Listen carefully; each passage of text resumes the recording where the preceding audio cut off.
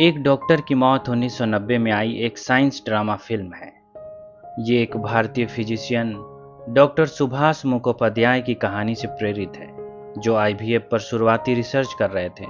पर तब उन्हें न सिर्फ समाज और सरकार से, बल्कि अपने ही प्रोफेशन के लोगों का प्रतिकार सहना पड़ा। इसके बावजूद 1978 में उनकी विकसित आईवीएफ विधि से भारत में पहला बच्चा जन्म लेता है। इस समय इंग्लैंड में डॉक्टर रॉबर्ट एडवर्ड्स और उसकी टीम भी इसी विषय पर रिसर्च कर रही थी। उन्होंने डॉक्टर मुखोपाध्याय से लगभग 3 महीने पहले आईवीएफ विधि से एक बच्चा पैदा करने में सफलता हासिल की। इस तरह डॉक्टर सुभाष मुखोपाध्याय का स्थान दूसरा था। ये कहानी भारतीय समाज की अनसाइंटिफिक बुद्धि, घटिया ब्यूरोक्रेसी और लचर सरकारी तंत्र पर तमाचा है, जो न सिर्फ एक वैज्ञानिक को कुछ हासिल करने से रोकता है, बल्कि उसके अंदर विज्ञान को ही मार डालता है। एक डॉक्टर की मौत इसी सच्ची घटना से प्रेरित है, बस किरदार के नाम और रिसर्च के विषय को बदल दिया गया है। डॉक्टर दीपांकर रॉय कलकत्ता के एक सरकारी अस्पताल में जनरल फिजिशियन है। घर को एक लैब बना रखा है। अस्पताल से लौटते ही पूरा समय लैब में ही गुजरा करता है। चूहों और बंदरों पर लेप्रोसी के टीके का प्रयोग कर रहा है। काम करते करते कैसे समय गुजर जाता है पता ही नहीं चलता है। पत्नी सीमा भी उसके काम की सनक से परेशान रहती है। पिछले 10 सालों से लेप्रोसी के टीके की खोज में लगा है। ना खुद सोता है और ना ही पत्नी को चैन से रहने देता है। हर बार जब प्रयोग फेल हो जाते हैं, चिड़चिड़ा जाता है। पूरा दिन सरकारी अस्पताल में मरीजों के इलाज में बीतता है। ऐसे में रिसर्च पर फोकस कैसे करेगा? इस समय भारत में कोढ़ का रोग एक भयानक बीमारी थी। लोग मरीजों को एकदम अलग थलग रख देते थे। अस्पताल में भी ऐसे कई केस आते रहते हैं जिसमें मरीज के अंदर लेप्रोसी के लक्षण होते हैं। आज से 3 साल पहले उसने वैक्सीन तो विकसित कर ली थी, पर इस टीके के साइड इफेक्ट को दूर नहीं कर पाया था। आज भी वो उसी टॉक्सिसिटी को दूर करने में रात दिन खपा रहा है। हालांकि काम की धुन में उसे अब पत्नी का ख्याल नहीं रहता है, पर यह सीमा ही थी जिसने अपने गहने बेचकर उसके लिए प्रयोगशाला के उपकरण खरीदे थे। आजकल एक जर्नलिस्ट अमूल्य दीपांकर के पीछे लगा हुआ है। दीपांकर से पुरानी पहचान है। कभी एस्ट्रोफिजिक्स का स्टूडेंट था, पीएचडी भी कर रखी है, पर आजकल अखबार का साइंस कॉलम लिखता है। वो दीपांकर को एक अल्हड़ साइंटिस्ट समझता है, जो किसी अलग ही मिट्टी का बना है। उसके काम के बारे में अखबार में लिखना चाहता है, पर दीपांकर ने उसे ज़्यादा कुछ नहीं बताया। केवल इतना कहा कि इंटरेस्टिंग रिजल्ट मिल रहे हैं। असल में उसे कोई पब्लिसिटी नहीं चाहिए। ऐसे में साइंस का काम खराब होने लगता है। अनचाहे लोग भी शामिल हो जाते हैं, जिन्हें साइंस की कोई समझ नहीं होती है। आज जब घर आया तो पत्नी पर भड़क उठा। उसने साफ सफाई के चक्कर में दीपांकर के नोट्स मिक्सअप कर दिए हैं। अब पूरा दिन इसे ही ठीक करने में लग जाएगा। पर सीमा के लिए उसका गुस्से में चिल्लाना कोई नई बात नहीं है। पर जब वो उसे अनएडुकेटेड कहता है तो वो भी भड़क जाती है। भले ही वो उसकी तरह मेडिकल साइंस की छात्र ना रही हो, पर उसके पास भी यूनिवर्सिटी की डिग्री है। इधर एक बुजुर्ग डॉक्टर है, डॉक्टर कुंडू।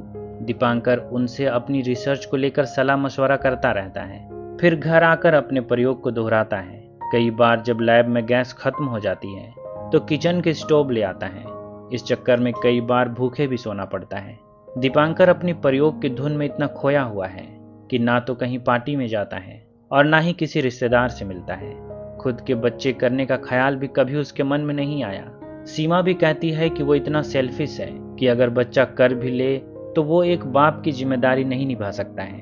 हालांकि उसके लेक्चर का दीपांकर पर कोई खास असर नहीं हुआ। ऐसे भी उसका मानना है कि एक इंसान का पूरा जीवन साइंस में कुछ भी नया करने के लिए बहुत कम है, इसलिए जो समय है वो पहले ही थोड़ा बचा है। समय फिजूल की बातों में बर्बाद नहीं कर सकते हैं। दीपांकर का एक दोस्त है, डॉक्टर अरोजीत। एक प्राइवेट अस्पताल में प्रैक्टिस करता है। अपनी फील्ड में बड़ा फेमस है। डॉक्टरी के प्रोफेशन से ढेरों कमाई कर रखी है।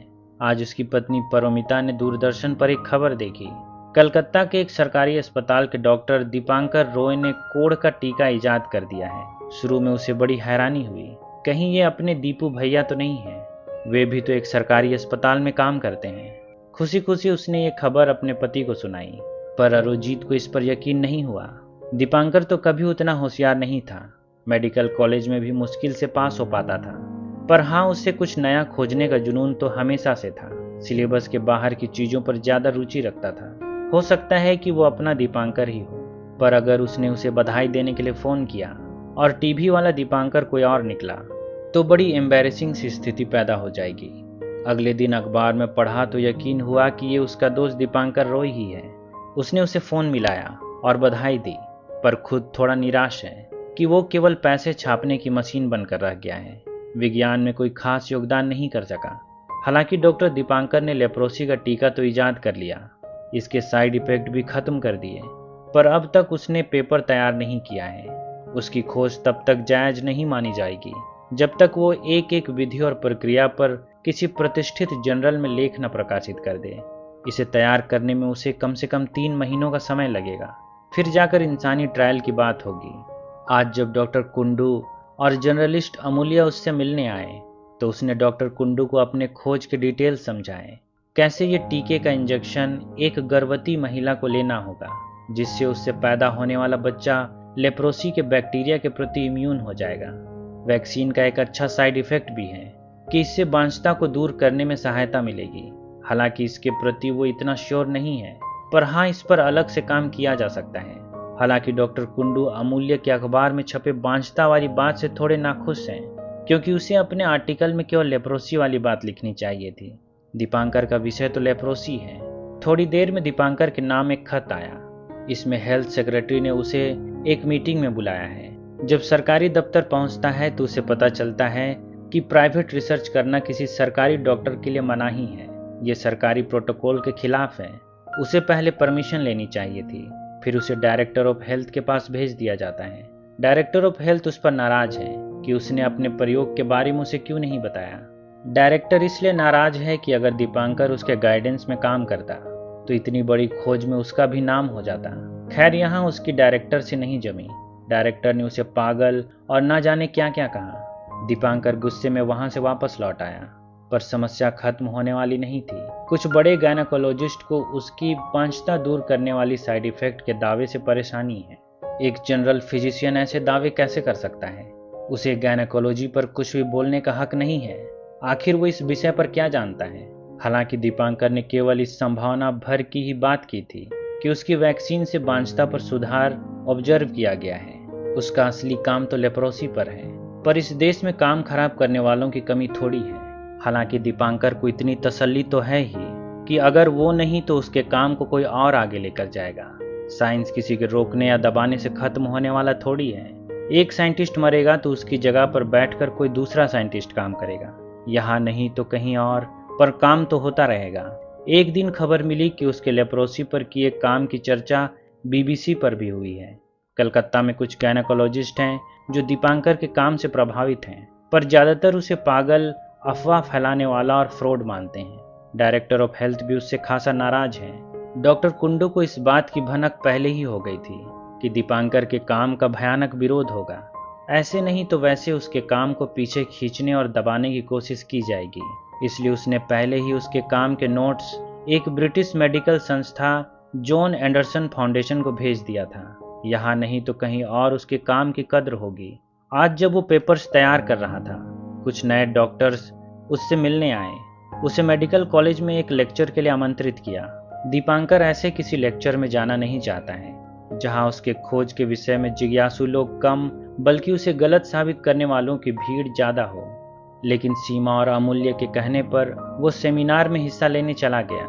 पर सेमिनार में वही हुआ जिसका दीपांकर को डर था। ज़्यादातर स्टूडेंट उसे फ्रॉड साबित करने पर तुले हैं, जैसे किसी ग्रुप के सदस्य हों और प्लान बनाकर आए हों। उन्हें उसकी वैज्ञानिक बातों से कोई लेना देना नहीं है। वे बस उसके हर दावे का मजाक उड़ा रहे हैं। ये लोग उसी समाज का हिस्सा हैं जिसने कभी जेसी बोस को जालसाज कहा था और लैब से सामान चुराने का आरोप लगाया था। सेमिनार का अनुभव अच्छा नहीं रहा। जब घर लौट रहा था तो सीने में दर्द होने लगी, पसीने से तरबतर हो गया। ऊपर से डॉक्टर कुंडू भी नाराज है। अमूल्य से कहता है कि पहले अखबारबाजी, फिर सेमिनार, इस तरह के फालतू प्रचार से बचना चाहिए। जब सीमा ने उसके दोस्त डॉक्टर अरोजीत को फोन मिलाया कि दीपांकर की तबीयत जांच ले, तो दीपांकर ने यह कहकर मना कर दिया कि उसे पता है कि उसे क्या हुआ है, वो भी एक डॉक्टर है। अरोजीत मूल रूप से एक गायनेकोलॉजिस्ट है, इसलिए उसकी पत्नी परोमिता उससे कहती है कि उसके प्रोफेशन के डॉक्टर दीपांकर के पीछे क्यों पड़े हैं, आखिर उसने उनका क्या बिगाड़ा है। लेकिन सच तो ये है कि अगर कोई भी इनोवेशन होगा तो लोग उसके सबूत मांगेंगे और दीपांकर को वो सबूत देना पड़ेगा। यही साइंस की तासीर है। इधर दीपांकर के लिए एक और बुरी खबर थी। डायरेक्टर ऑफ हेल्थ ने उससे बदला लेने के लिए उसे कलकत्ता से दूर एक गांव के अस्पताल में ट्रांसफर कर दिया है। जाहिर है कि वो गांव में अपने खोज से जुड़े पेपर तैयार नहीं कर सकता है। उसे कलकत्ता में डॉक्टर कुंडू जैसे विशेषज्ञों की मदद चाहिए, ढेर सारी किताबें चाहिए, अपना एक लैब चाहिए। इधर जब अमूल्य को ये बात पता चली कि डॉक्टर दीपांकर को किसी गांव के अस्पताल में ट्रांसफर कर दिया गया है, तो उसने इसके खिलाफ एक आर्टिकल लिखा। पर यह आर्टिकल अखबार में कभी छपा ही नहीं। क्यों कोई अखबार सरकार के खिलाफ कोई खबर छापे? आखिर विज्ञापन भी तो वहीं से मिलता है। दीपांकर को गांव में अकेले जाना होगा। यहाँ उसके लैब के सब्जेक्ट्स ब्राउन माउस और बंदर का ख्याल रखने के लिए किसी को तो रहना ही होगा। सीमा ने भी यहाँ अपना खर्च चलाने के लिए एक स्कूल में टीचर की नौकरी कर ली। पहले दिन जब दीपांकर गांव के अस्पताल पहुंचा तो मरीजों की लंबी कतार देखकर उसका दिमाग खराब हो गया। यहाँ तो उसे अपने पेपर तैयार करने का जरा भी समय नहीं मिलेगा। कुछ समय पहले डॉक्टर कुंडू ने जॉन एंडरसन फाउंडेशन को दीपांकर के लेप्री टीके से जुड़े नोट्स भेजे थे। इंग्लैंड की संस्था उसके काम से बड़ी प्रभावित है। उन्होंने डायरेक्टर ऑफ हेल्थ को वहां से एक खत भेजा है, पर डायरेक्टर ने जलन के मारे उसका खत दबा लिया। इधर दीपांकर भी असुविधाओं में टूटने लगा है। आज जब पत्नी सीमा उससे मिलने आई तो अपनी लाचारी पर रो पड़ा। एक दिन सुबह सुबह जब वो मरीज देखने अस्पताल जा रहा था, उसे ढूंढते हुए एक अंग्रेज महिला यहाँ पहुंची। ये डॉक्टर एमिली बर्नार्ड है, जॉन एंडरसन फाउंडेशन से आई है। दीपांकर ने उसे अपने सारे नोट्स और ऑब्जर्वेशन दिखाए। बताया कि अभी पेपर अधूरा है, पर जल्द ही इसे पूरा कर लेगा। ड्यूटी से लौटने के बाद उसने डॉक्टर बर्नार्ड से काफ़ी चर्चा की और उसे अपने काम के बारे में समझाया। उसकी खोज बड़ी महत्वपूर्ण है, इसलिए बड़े रिसर्च संस्था भी इस पर रुचि ले रहे हैं। एक दिन सीमा डॉक्टर अरोजीत से मिलने उसके घर चली गई। आखिर शहर में उसकी बड़ी साख है। अगर वो डायरेक्टर ऑफ हेल्थ से ये सिफारिश कर दे कि वो दीपांकर का ट्रांसफर वापस ले ले तो बड़ी मेहरबानी होगी, नहीं तो इतनी बड़ी खोज ऐसे ही बर्बाद हो जाएगी। फिर एक दिन अरोजीत ने डायरेक्टर ऑफ हेल्थ को थोड़े अलग अंदाज में धमकाया। बताया कि दीपांकर के काम पर जॉन एंडरसन फाउंडेशन की नज़र है। एक अंग्रेज डॉक्टर भी कुछ दिन पहले उसके काम की रिपोर्ट लेकर गई है। अगर अखबार में उसके काम की खबर छपती है और पता चलता है कि उसे गांव के एक अस्पताल में भेज दिया गया है तो बड़ी समस्या हो जाएगी। सदन में सवाल उठ सकते हैं। अगर ऐसा हो गया तो सच में सबकी कुर्सी हिल जाएगी। आखिर एक अच्छी खबर आई। दीपांकर का ट्रांसफर गांव से फिर कलकत्ते कर दिया गया। अब वो फिर से पेपर पर काम जारी रख सकता है। पर डायरेक्टर ने एक और अड़चन लगा दी।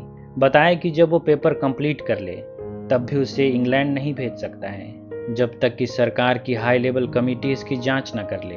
अगर उसे जल्दबाजी है तो नौकरी छोड़ सकता है, प्राइवेट प्रैक्टिस करें। असल में वे जानते हैं कि गायनेकोलॉजिस्टों ने पहले ही उसके नाम को खराब कर रखा है। कोई भी प्राइवेट हॉस्पिटल से काम नहीं देगा। वे सब उसे पागल समझते हैं। कुछ दिनों बाद उस पर एक इंक्वायरी कमेटी बैठी। इस कमेटी को उसे लेप्रोसी पर अपने खोज का औचित्य समझाना है, इलाज की विधि बतानी है। पर इन सब प्रपंचों से दीपांकर झल्ला गया। क्या वो कोई अपराधी है? क्या डॉक्टर भाभा, सीबी रमन, जेसी बोस, पीसी राय, क्या इन पर भी इंक्वायरी बैठी थी? ऐसे में क्या वे कोई खोज कर पाते? हालांकि पत्नी ने दिमाग शांत रखने को कहा था, पर कमेटी के रवैये से दीपांकर का धैर्य टूट गया। उसने खूब बदजुबानी की, कमेटी की बखियां उधेड़ दी। कहता है कि अब वो उनसे नहीं डरता है। उसने उन्हें कुष्ठ रोग के बैक्टीरिया से भी खतरनाक कह दिया।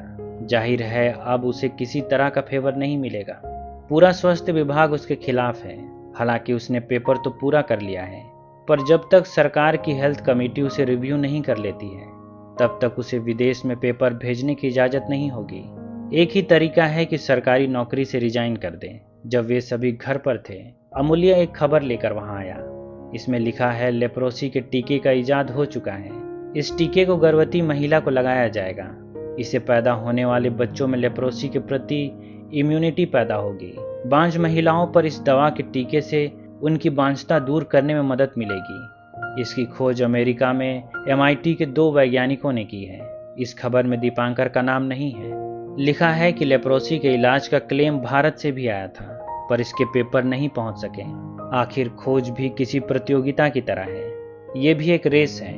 इस फील्ड में बर्बाद करने के लिए समय नहीं है। दीपांकर टूट चुका है। एक खोज को पैदा होने से पहले ही खत्म कर दिया गया, उसका गला घोंट दिया गया। पर कुछ दिनों बाद दीपांकर को डॉक्टर एमिली बर्नार्ड का एक खत आया। उसे भावी रिसर्च के लिए इंग्लैंड आने का निमंत्रण दिया है। दीपांकर ने इस निमंत्रण को स्वीकार कर लिया। आखिर एक वैज्ञानिक की कोई सरहद नहीं होती है, कहता है बस वो काम करना चाहता है। हालांकि डॉक्टर सुभाष मुखोपाध्याय जिस पर यह कहानी आधारित है, उसका अंत इस कहानी के अंत से थोड़ा अलग है। डॉक्टर सुभाष मुखोपाध्याय ने सरकारी तंत्र के दबाव में आकर आत्महत्या कर ली थी। इसी के साथ ये कहानी खत्म हो गई। उम्मीद करता हूँ कि आपको ये कहानी पसंद आई होगी। अगर ऐसा है तो वीडियो को लाइक, शेयर और चैनल को सब्सक्राइब कर दें। अभी तक बने रहने के लिए शुक्रिया।